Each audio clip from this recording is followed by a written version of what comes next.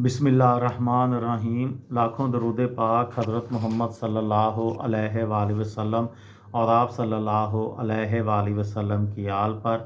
अस्सलामु अलैकुम। मेरा नाम इफ्तिखार अहमद है और आप मेरा यूट्यूब चैनल नॉलेज देख रहे हैं। चैट जीपीटी के मतलब एक सीरीज़ शुरू की हुई है। कल एक वीडियो बनाई थी चैट जीपीटी में कैपेसिटी एरर। आज उसकी वजूहात क्या हैं। चैट जीपीटी में कैपेसिटी एरर वाक़या होने की कई वजूहात हैं, जिनमें से कुछ ये हैं। डिमांड में इजाफ़ा।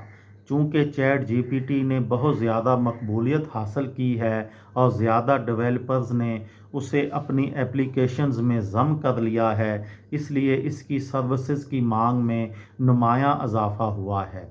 इस चीज़ ने चैट जीपीटी के वसाइल पर दबाव डाला है, जिसकी वजह से ये अक्सर औक़ात कैपेसिटी तक पहुंचता है और कैपेसिटी एरर देता है। हार्डवेयर की हदूद। आला कारकर्दगी वाले कंप्यूटिंग हार्डवेयर की दस्तयाबी के बावजूद अब भी इस प्रोसेसिंग पावर की मिक़दार की कुछ हदूद हैं जो चैट जीपीटी को मुख्तस की जा सकती है। ये चीज़ इसकी कैपेसिटी को महदूद कर सकती है और ताख़ीर का सबब भी बन सकती है। बहाली और अपग्रेड।